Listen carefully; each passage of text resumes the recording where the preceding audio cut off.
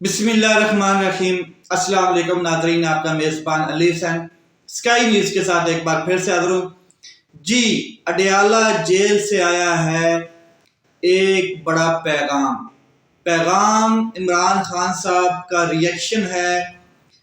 اس اعلامیے کا، وہ اعلامیہ جو پاکستان آرمی کی کور کمانڈر کانفرنس سے جاری کیا گیا، وہ اعلامیہ جو army chief general Asim Munir نے جاری کروایا، D G I S P R کی جانب سے جاری کیا گیا، اور اس اعلامیے کے اوپر ایک پیغام، ایک ریئیکشن، رد عمل عمران خان صاحب نے دیا ہے۔ سرد ہواؤں کا ایک جھونکا جو اڈیالہ جیل سے آیا ہے، برف پگھلتی ہوئی نظر آ رہی ہے، اور دوسری جانب جو مخالفین ہیں عمران خان صاحب کے، ان کے صفوں میں آگ لگتی ہوئی بھی نظر آ رہی ہے۔ اب اعلامیہ کیا تھا کور کمانڈر کانفرنس کا؟ بالکل واضح تھا کہ ایک تو جو مایوسی پھیلائی جا رہی ہے، جو معاشرے میں، جو نیشنل سطح کے اوپر ایک مایوسی پھیلائی جا رہی ہے، اور شر پسند عناصر جتنے بھی ہیں جو اداروں کے خلاف باتیں کرتے ہوئے نظر آ رہے ہیں، ان کو ہرگز برداشت نہیں کیا جائے گا۔ دوسرا، 9 مئی کے حوالے سے ایک بیانیہ تھا، وہ یہ تھا کہ کسی بھی حالت میں 9 مئی کے ملزمان جتنے بھی ہیں، یا جو قصوروار ہیں، یا جنہوں نے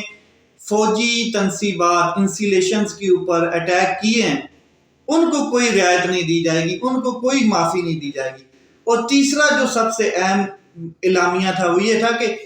پاکستان میں انتخابات کے بعد سارا جو بھی الزامات ہوتے ہیں بغیر کسی تصدیق کے وہ آرمی کے اوپر ڈال دیے جاتے ہیں کہ جی آرمی نے کوئی رگڈ کیا ہے، آرمی نے کوئی انتخابات میں جھرلو پھیرنے کی کوشش کی ہے۔ یہ ایک اعلامیہ تھا کور کمانڈر کانفرنس کی جانب سے، جس کے اوپر پھر عمران خان صاحب کا ایک رد عمل آیا ہے، اور بڑا سٹرونگ رد عمل، بڑا فلیکسیبل رد عمل، اور بہت ہی کیٹاگوریکل چیزیں عمران خان صاحب نے کی ہیں۔ کیا کہا ہے عمران خان صاحب نے؟ سب سے پہلے تو عمران خان صاحب نے کہا ہے کہ جی انتخابات کے اوپر جو ہم ایک تنقید کرتے ہیں، دھاندلی کے حوالے سے، جھرلو پھیرنے کے حوالے سے، یا حق مارنے کے حوالے سے، تو وہ الیکشن کمیشن کے اوپر ہوتی ہے، یا انتخابی ادارے کے اوپر ہوتی ہے، یا اس عمل کے اوپر ہوتی ہے، وہ فوج کے اوپر نہیں کی جاتی، اور اس حق میں ہم نہیں ہیں۔ یہ عمران خان صاحب نے ایک سوال کو کلیئر کر دیا۔ دوسرا، عمران خان صاحب نے کہا ہے کہ جو کور کمانڈر کانفرنس کا اعلامیہ ہے اس کی میں مکمل طور پہ حمایت کرتا ہوں۔ یعنی کہ جو کور کمانڈر کانفرنس کا اعلامیہ جاری کیا تھا، کور کمانڈر کانفرنس کی جانب سے، D G I S P R کی جانب سے، اس کی مکمل حمایت کا اعلان کیا ہے عمران خان صاحب نے، اور ساتھ میں کہا ہے کہ 9 مئی جو بھی واقعات ہوئے، جس قسم کے بھی انسلیشنز کے اوپر اٹیک کیے گئے، ہم اس کی بھی مذمت کرتے ہیں، اور ہم اس حق میں نہیں ہیں کہ ہم ان کا ساتھ دیں یا ان کی حمایت کریں۔ ہم ان کے خلاف ہیں اور ہم ان کی حمایت نہیں کر رہے۔ صرف میرا مطالبہ یہ ہے کہ جو بھی یہ واقعات ہوئے، جس نے بھی کیے، بس صرف تحقیقات کی جائیں،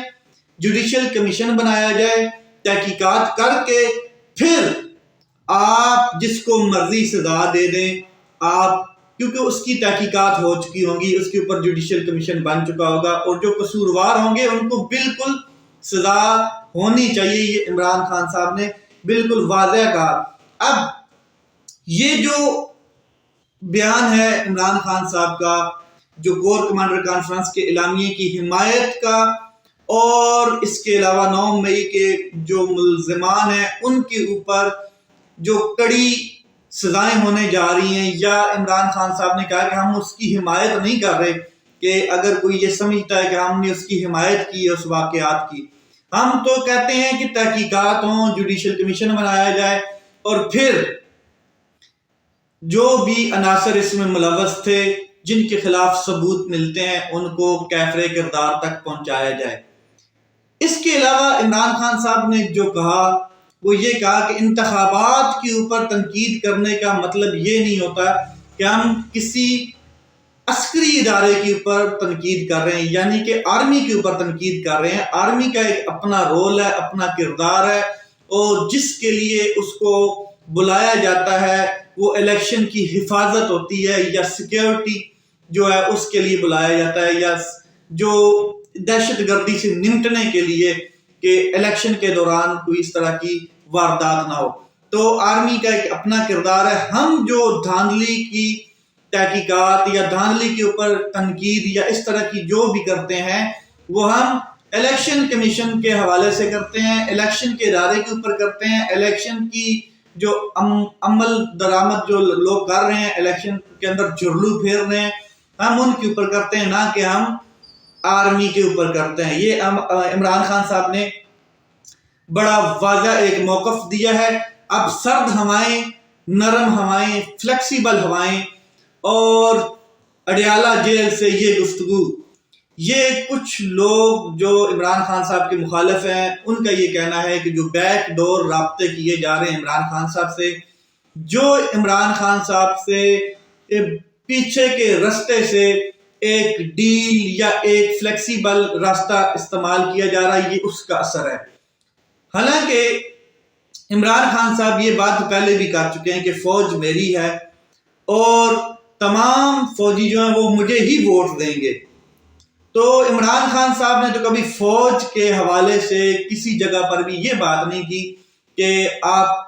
قوم کو بھڑکایا ہو یا چڑھ دوڑو یا اس طرح کا کوئی بھی اٹیک کی بات نہیں کی۔ کبھی بھی فوج کے خلاف اس لیول پہ بات نہیں کی جس لیول پہ نواز شریف صاحب نام لے کے کرتے تھے، یا مطلب کہ اور بھی لوگ کرتے رہے۔ بہرکیف یہ بڑا خوش آئین ہے اور اس سے ایک نئی جو روح ہے وہ پھونکی جائے گی اور ایک نیا راستہ کھلے گا۔ بہرکیف ایک چیز اور عمران خان صاحب نے گفتگو کے دوران کہی ہے، جو اڈیالہ جیل میں صحافیوں سے گفتگو کی ہے، وہ یہ ہے کہ ہماری جو مخصوص نشستیں ہیں وہ ہمیں نہ دینا، یہ متنازع ترین فیصلہ ہے الیکشن کمیشن کا اور آئینی نہیں ہے، یہ غیر آئینی، غیر جمہوری اور انتشار پھیلانے والا فیصلہ ہے۔ اس کے علاوہ انہوں نے کہا کہ 9 مئی کو جو بیانیہ تھا وہ دفن ہو چکا ہے۔ 9 مئی کا بیانیہ اس وقت دفن ہوتا ہے جب 8 فروری کو قوم نکلتی ہے اور قوم ہمیں دوبارہ ہمارے اوپر اعتماد کرتی ہے اور ہمیں ووٹ دے کر یہ بات کلیئر کر دیتی ہے کہ ہماری قیادت آپ کریں۔ تو یہ 9 مئی کا جو ہمارے خلاف ایک بیانیہ بنایا گیا تھا وہ دفن ہو چکا ہے۔ پھر انہوں نے کہا کہ دھاندلی کے خلاف احتجاج جاری رہے گا، ہر قسم کا احتجاج کیا جائے گا، آئین اور قانون کے دائرے میں رہتے ہوئے پشاور سے بڑا جلسہ کیا جائے گا اور وہاں سے ہی ہم ایک تحریک کا احتجاج کا اور تحریک کا آغاز کریں گے جو ایک احتجاج کی شکل میں ہوگا۔ اور پھر انہوں نے کہا کہ سیاسی استحکام اگر چاہتے ہیں آپ تو پھر آپ کو ہمارے ساتھ بیٹھنا پڑے گا۔ ہماری شرط یہ ہے کہ آپ جو ہمارا مینڈیٹ چوری کیا گیا ہے اس کے اوپر بات کریں، مینڈیٹ ہمارا واپس کیا جائے۔ آپ اگر یہ چاہتے ہیں کہ پاکستان کے اندر معاشی استحکام کو پروان چڑھایا جائے تو پھر سیاسی استحکام کو پہلے لانا ہوگا، سیاسی عدم استحکام کو ختم کرنا ہوگا، اور یہ تب بھی ہوگا جب آپ ہمارے ساتھ بیٹھ کر ہماری یعنی کہ چوری شدہ مینڈیٹ واپس کریں گے۔ پھر انہوں نے کہا کہ اگر کوئی سمجھتا ہے کہ دھاندلی نہیں ہوئی تو ہم بھی اس کی بات ماننے کو تیار ہیں کہ وہ دھاندلی نہیں ہوئی، مگر شرط یہ ہے کہ 4 حلقے قومی اسمبلی کے 4 حلقوں کو کھولا جائے اور ان کے اوپر تحقیق کی جائے۔ ایک انہوں نے کہا کہ نور عالم خان کا جو حلقہ ہے پشاور والا جس کو بالکل واضح دھاندلی کی گئی ہے وہ کھولا جائے۔ دوسرا نواز شریف اور یاسمین راشد والا حلقہ NA 130 لاہور سے۔ تیسرا حلقہ سلمان اکرم راجہ اور اون چودھری والا، اور چوتھا حلقہ انہوں نے کہا اسلام آباد کے تینوں سیٹوں سے کوئی بھی ایک حلقہ اپنے خوشی سے چوز کریں، انتخاب کریں اور اس کو کھول دیں۔ چاروں حلقوں کی صاف اور شفاف تحقیقات ہوں، اگر اس میں واضح ہو جاتا ہے کہ کوئی دھاندلی نہیں ہوئی، کوئی ثبوت نہیں ملے تو ہم وڈرا کر دیں گے، ہم بیٹھ کر آپ کے ساتھ آگے چلنے کے لیے تیار ہیں۔ مگر ایسے نہیں۔ آپ کو یاد ہوگا کہ 2013 میں عمران خان صاحب 4 حلقوں کی بات کرتے تھے، اور اب بھی بات ادھر ہی آ گئی ہے کہ 4 حلقے کھولیں، اور یہ کھلیں گے تو پتہ نہیں کیا کیا کھلے گا، کیونکہ فارم 45 جو ہے وہ آپ کے سامنے آئے ہیں، اپلوڈ ہوئے ہیں، آپ نے دیکھے ہیں۔ اس کے علاوہ انہوں نے کہا کہ ہم انتخابات پر تنقید کرتے ہیں اور انتخابات پر تنقید ہوتی رہے گی، اس کا کوئی تعلق فوج کے ادارے سے نہیں ہے، نہ تو فوج انتخابات کرواتی ہے اور نہ ہی فوج ایک انتخابی ادارہ ہے۔ انتخابات کے اوپر ہم تنقید کرتے رہیں گے، دھاندلی کے اوپر تنقید کرتے رہیں گے، احتجاج بھی کریں گے۔ پھر انہوں نے کہا کہ رجیم چینج آپریشن اور معیشت، اس کے حوالے سے انہوں نے بات کی کہ جب رجیم چینج آپریشن ہوا تو میں نے طاقتور لوگوں کو سمجھایا تھا کہ یہ چیز آپ کے ہاتھ سے نکل جائے گی، تو معیشت ڈوب چکی ہے، اور یہ شریف خاندان جو ہے اس کے پاس کوئی معجزہ نہیں ہے، کوئی جادو ٹونا نہیں ہے، کوئی ڈگڈگی نہیں ہے، ان کے پاس کوئی روڈ میپ نہیں ہے، کوئی ویژن نہیں ہے، کوئی نظریہ نہیں ہے کہ یہ معیشت کو برقرار کر سکیں یا سنبھال سکیں۔ پھر بھی انہوں نے کہا کہ جو بھی کرنا ہے وہ اسٹیبلشمنٹ نے کرنا ہے، چاہے وہ سرمایہ کاری لانی ہے، چاہے وہ ایکسپورٹ کو بڑھانا ہے، امپورٹ کو بڑھانا ہے، ڈالر کو روکنا ہے، کسی لیول پہ بھی حکومت کا ساتھ دیتی ہے تو وہ اسٹیبلشمنٹ ہے، اور جس کے اوپر دنیا کے لوگ، دنیا کے سرمایہ کار بھروسہ کرتے ہیں، چاہے وہ سعودیہ ہے، عرب امارات ہے، یورپین یونین ہے، کوئی بھی ہے، وہ اسٹیبلشمنٹ کے اوپر بھروسہ کرتے ہیں، کیونکہ شریف خاندان کے پاس کوئی روڈ میپ نہیں ہے۔ اگر ہوتا تو یہ کئی دہائیوں سے پاکستان کے اوپر مسلط ہیں اور پاکستان کی یہ حالت نہ ہوتی۔ یہ تھی عمران خان صاحب کی گفتگو صحافیوں کے ساتھ، اور بڑا ایک گریٹر میسج سینڈ کیا ہے۔ اب بات کرتے ہیں مخصوص نشستوں کے حوالے سے۔ پشاور ہائی کورٹ کے 2 رکنی بینچ نے کل سٹے دے دیا کہ کس بات کے اوپر کہ قومی اسمبلی کے جو سپیکر ہیں ان کو نوٹس جاری کیا گیا کہ جو مخصوص نشستیں جن کے اوپر معاملہ خراب ہے ان کا حلف نہ لیا جائے، اور آج اس کے اوپر پھر سماعت ہوئی ہے، اور اس کی سماعت کی ہے تو جسٹس اشتیاق ابراہیم جو ہیں انہوں نے اس سٹے کو بدھ تک یعنی کہ 13 مارچ تک اس کو ملتوی کر دیا ہے، اور کہا ہے کہ تمام اداروں کو نوٹس جاری کر دی گئے ہیں، تمام فریقین کو، الیکشن کمیشن کو، کہ آئیں اور سامنے آ کے بیٹھیں اور ہمیں بتائیں کہ یہ معاملہ کیوں گڑبڑ ہے۔ اچھا، کل جب یہ درخواست گئی اور اس کے اوپر ڈویژنل بینچ بیٹھا، ڈویژن بینچ نے اس کے اوپر سماعت کی تو سٹے دیا، تو اس کے ساتھ انہوں نے چند سوالات بھی اٹھائے۔ چند سوالات اٹھانے کے بعد ایک لارجر بینچ یعنی کہ 5 رکنی لارجر بینچ تشکیل دیا گیا۔ وہ چند سوالات کیا ہیں میں آپ کے سامنے رکھ دیتا ہوں۔ ایک سوال یہ تھا کہ کیا پاکستان تحریک انصاف جو ہے وہ اس کو مخصوص نشستیں یعنی کہ سنی اتحاد کونسل کو مخصوص نشستیں ملنی چاہیے یا نہیں۔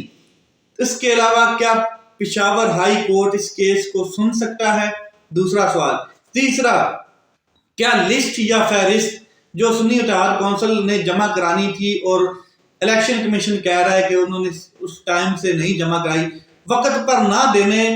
کا کوئی قانونی حل ہے یا نہیں ہے، یا قانون میں اس کی کیا رائے ہے؟ چوتھا سوال، کیا مخصوص نشستوں کو خالی چھوڑا جا سکتا ہے؟ فار ایگزامپل اگر مخصوص نشستیں پی ٹی آئی سنی اتحاد کو نہیں ملتی تو حکومت کو بھی نہیں دی جاتی، تو پھر کیا ان کو خالی چھوڑا جا سکتا ہے؟ پانچواں سوال یہ ہے کہ کیا الیکشن کمیشن نے آئین اور قانون کی غلط تشریح کی ہے؟ ان 5 سوالوں کو سامنے رکھتے ہوئے 5 رکنی لارجر بینچ تشکیل دیا گیا ہے پشاور ہائی کورٹ کی جانب سے۔ یہ بڑا ریلیف ہے جو کہ ابھی تک پاکستان تحریک انصاف کو ملا ہے کہ حلف اٹھانے سے روک دیا گیا ہے پشاور ہائی کورٹ کی جانب سے۔ 5 رکنی لارجر بینچ آج اس کی سماعت دوبارہ کر چکا ہے، اور انہوں نے اٹارنی جنرل نہ ہونے کی وجہ سے، حکومت کا کوئی موقف نہ ہونے کی وجہ سے اس کو بدھ यानी कि 13 मार्च तक मुलतवी कर दिया है। अब अगर फैसला आता है पाकिस्तान तहरीक इंसाफ और सुन्नी इत्तेहाद के हक में, तो ये इलेक्शन कमीशन सिकंदर सुल्तान राजा मौसूफ बहादुर इलेक्शन कमीशन दोबारा बल्ले के निशान की तरह ये फ्रीक बन के इलेक्शन कमीशन साहब सुप्रीम कोर्ट में पहुंच जाएंगे। और अगर आता है इलेक्शन कमीशन के हक में कि उसने ये सही किया है मखसूस नशिस्तें लोगों में बांट कर, दूसरी सियासी पार्टियों में बांट कर, जिसका हक है उनको नहीं दिया बल्कि दूसरी सियासी पार्टी में बांट दी है, तो फिर पाकिस्तान तहरीक इंसाफ मतलब सुन्नी इत्तेहाद council supreme court of Pakistan के दरवाजे पे खड़ी होगी। ये मामला दोनों सूरतों में जाता हुआ सुप्रीम कोर्ट में नजर आता है। इसके अलावा अगर मैं आपको सबसे बड़ी खबर दूं तो ये सुन्नी इत्तेहाद कौंसिल की सीटें अगर मिल जाती हैं हुकूमत वक्त को, जैसे कि उन्होंने दी हैं इलेक्शन कमीशन साहब ने, तो फिर 224 नशिस्तें कम अज कम जो चाहिए होती हैं सादा अक्सरियत के लिए, यानी कि 2/3 अक्सरियत के लिए ऐवान के अंदर, तो 200 के करीब तो हुक्मरान जमात के पास हैं, तमाम जमातें मिलके। तो अगर ये तमाम नशिस्तें भी मखसूस नशिस्तें और अक़लियतों की नशिस्तें दे दी जाती हैं, तो फिर हुक्मरान जमात के पास 230 के करीब नशिस्तें बन जाती हैं। इसका मतलब ये है कि उनके पास 2/3 अक्सरियत आ जाती है और वो 2/3 अक्सरियत से कानूनी आईनी तरमीम कर सकते हैं, और आईनी तरमीम को करने के बाद वो बहुत से और कानून बड़े बड़े बना सकते हैं। तो ये मामला अब कहाँ जाकर रुकेगा, किस तरह करवट ऊंट बैठेगा, ये देखना बाकी है। अपना ख्याल रखें, अपने भाई के इस चैनल का ख्याल रखें। पाकिस्तान जिंदाबाद।